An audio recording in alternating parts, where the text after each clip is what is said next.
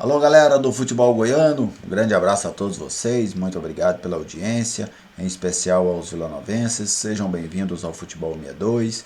Se você está aqui pela primeira vez, é uma grande satisfação contar contigo. Se você vem aqui frequentemente, a satisfação é maior ainda.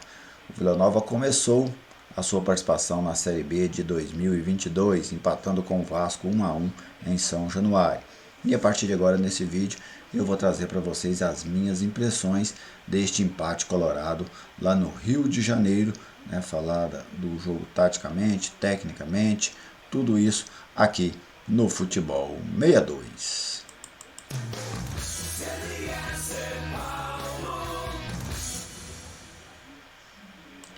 O Futebol 62 que transmitiu esse jogo, na narração do Vitor Monteiro e os meus comentários, nós transmitimos esse jogo para você, internauta, e essa será uma rotina a partir de agora aqui no canal, as transmissões dos jogos dos times goianos, transmissões que contam com o apoio dos nossos patrocinadores, e aqui eu vou falar da Viegas Printer Locação de Impressora. Se você precisa de uma impressora para o seu negócio, a Viegas Printer tem a impressora ideal para você. Você sabia que o valor do aluguel de uma impressora corresponde ao valor de um toner? Olha só, o valor do aluguel mensal de uma impressora corresponde ao valor de um toner. Então vale muito mais a pena você alugar do que adquirir um equipamento, sendo que você vai ter o mesmo custo com ele. Se você precisa de uma impressora no seu negócio, ligue na Viegas 991 43 7700. Antes de falar do jogo, eu vou trazer para vocês os números do jogo, né, deste empate entre Vila Nova e Vasco da Gama. Finalizações, o Vila finalizou mais, 16 contra 12 do Vasco. Os escanteios, o Vasco teve mais, 8 contra 5. As faltas, o Vila um pouquinho mais faltoso, 16 contra 13. Cartões amarelos, 2 para cada lado. As grandes chances de gol, 2 para cada lado.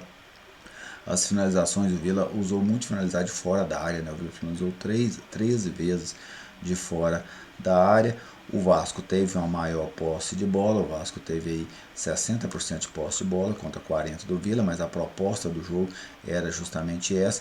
E o Vila teve um aspecto muito interessante que foram os desarmes. O Vila desarmou 15 vezes contra apenas 8 da equipe Cruz Maltina. E o jogo, né? Vamos falar aqui do jogo, como é que foi o jogo. O Vasco começou numa pressão sobre o Vila, acabou encontrando o gol muito cedo, aos 8 minutos, numa falha do George, né? Para mim o goleiro colorado falhou, mas o Vila respondeu muito rapidamente, empatando o jogo numa cabeçada do Arthur Rezende, né? Que nem é muito a dele, mais uma assistência do Mateuzinho, a terceira dele na temporada. 7 gols, 3 assistências no ano, já tem o Mateuzinho, né? Ou seja, participou de 10 gols colorados até aqui na temporada.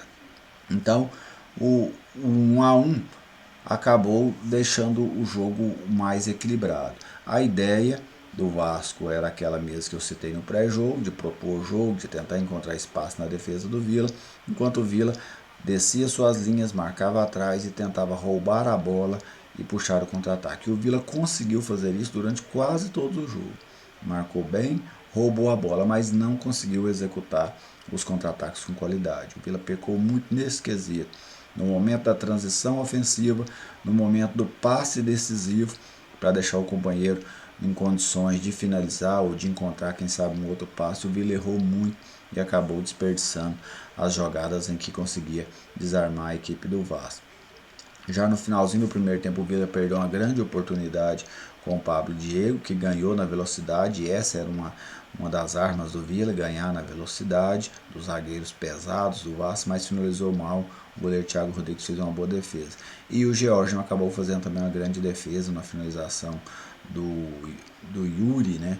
Ele chuta a bola ali muito forte, na cara praticamente, frente a frente com o Georgian, e ele espalma, ficou 1-1 no primeiro tempo. Taticamente, o Vila entrou numa composição diferente. Até o Rubens apareceu de última hora no time, que o Victor Andrade sentiu durante o aquecimento, mas a equipe colorada hoje marcou em outro sistema, marcou no 4-1-4-1. E por que é que o Igor pôs esse time para marcar no 4-1-4-1? O Rafinha, o estreante, ele tinha a missão de não deixar o Nenê jogar ali próximo à meia-lua colorada. que é onde o Nenê atua muito, né? Tanto é que o Nenê depois começou a cair pelo lado esquerdo. Aí o Rafinha já não acompanhava mais, porque senão o Nenê arrastava ele para o canto. Mas eu até citei no pré-jogo que o Igor poderia utilizar essa marcação no 4-1-4-1 e ele acabou mesmo adotando essa marcação justamente por conta do Nenê. E deu certo, né? O Rafinha parou o Nenê na maior parte do jogo. O único lance que o Nenê se sobressaiu foi uma jogada que ele saiu pelo lado esquerdo, aquele gol foi anulado da equipe do Vasco, mas é, aí já não era o Rafinha que estava sobre ele, foi o Pablo Roberto que acabou demorando um pouco para chegar. Veio o segundo tempo, as estratégias não mudaram, mas o jogo ficou diferente. O Vasco não conseguia pressionar o Vila, não conseguia finalizar no gol do Vila, e o Vila ia roubando uma bola atrás da outra da equipe vascaína, mas com o defeito de não conseguir transformar essas saídas para o ataque em oportunidades de gol. Pelo lado esquerdo, que eu também havia citado no pré-jogo, que o Vila poderia explorar esse lado esquerdo do Edmar. O Vila fez isso, encontrou espaço por ali com o Jean Silva, encontrou espaço por ali com o Alex Silva, mas não conseguiu executar com qualidade. E aí um jogo, em alguns momentos, se desenhou para o Vila. Por volta ali de 15 a 30, 35 minutos do segundo tempo, o jogo esteve para o Vila, mas o Vila não conseguiu virar a partida. Depois, nos minutos finais, o time colorado recuou muito, passou a defender quase dentro da sua área, e isso que fez com que o Vasco tivesse algum volume que ele não havia tido ainda durante o segundo tempo. E por muito pouco o Vasco não ganha o jogo nos acréscimos. Após uma cobrança de escanteio, a bola sobrou para o Vitinho, que sozinho, quase no bico da pequena área, chutou para fora, desperdiçando a oportunidade de dar a vitória à equipe carioca. O empate eu acho que ficou de bom tamanho, pelo que renderam as equipes.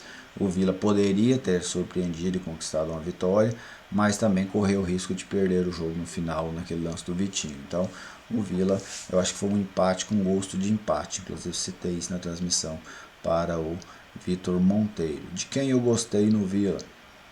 Achei que o Renato foi bem, Donato também razoável. Gostei do William Formiga hoje, acho que o William Formiga deu uma boa consistência ali, especialmente na marcação pelo seu lado. O Vila não sofreu por ali. O Alex Silva, ele não é que ele foi mal, mas o Vasco conseguiu fazer superioridade numérica em cima dele em alguns momentos, especialmente no primeiro tempo. O Vasco levou muito perigo ali por aquele lado esquerdo, jogava por ali insistentemente, em alguns momentos com 3 jogadores ali por aquele lado, Nenê, Edmar, o Gabriel Peck. Gostei principalmente do Arthur, para mim o melhor jogador do Vila e do jogo. O Arthur foi muito bem de meia, foi muito bem de volante. Onde ele estava, ele conseguiu executar com qualidade aquilo que a função dele cobrava. Rafinha, boa estreia mesmo, conseguiu ir bem no 4-1-4-1, ele fez bem este papel. O Pablo não foi bem, o Mateuzinho não fez uma grande partida, mas deu uma assistência. Rubens não foi bem, Pablo Diego também não foi bem, jogadores que para mim ficaram devendo nesse jogo lá no estádio de São Januário. Mas o Vila saiu pontuando, né? Isso também vale. Evidentemente que eu vi o Vila com chances de ganhar o jogo, mas um ponto não é descartável de maneira alguma. O Vila agora vai para uma sequência contra 4 times que tendem, né? Não estou falando que eles vão brigar, mas tendem a brigar contra rebaixamento. Novo Horizontino, Ituano, Londrina, Tombense e Londrina nessa sequência. Eu penso que se o Vila sonha em chegar lá em cima, se o Vila sonha em brigar pelo acesso, esta é uma sequência para pontuar forte, para você já dar um sinal de visita. São evidentemente adversários que vão competir, vão disputar, mas o Vila precisa pontuar forte nessa sequência se ele quiser mesmo vislumbrar alguma coisa em relação ao acesso nessa Série B de 2022. Gostei do trabalho do Igor, acho que ele foi bem estrategicamente, mais uma vez. O Igor que se sai muito bem, né, nesse tipo de estratégia, acertou na adoção do 4-1-4-1 para marcar a equipe do Vasco, anulou o Nenê, então essa foi uma medida acertada. Ele apostava que o Vila ia conseguir fazer essa transição ofensiva, não conseguiu, mas aí não é por conta da estratégia dele, é por conta da limitação ou do erro de alguns jogadores nesse tipo de jogada. Mas e você, torcedor colorado, gostou do jogo? De quem você gostou? De quem você não gostou?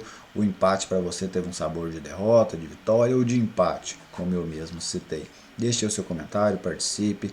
Muito obrigado a vocês que acompanharam o jogo aí pelo canal, vocês que nos prestigiaram com a sua audiência, e a partir de agora isso vai ser uma rotina aqui dentro do Futebol 62, a transmissão de jogos dos times goianos. Um grande abraço a todos vocês, muito obrigado pela audiência e até o próximo vídeo.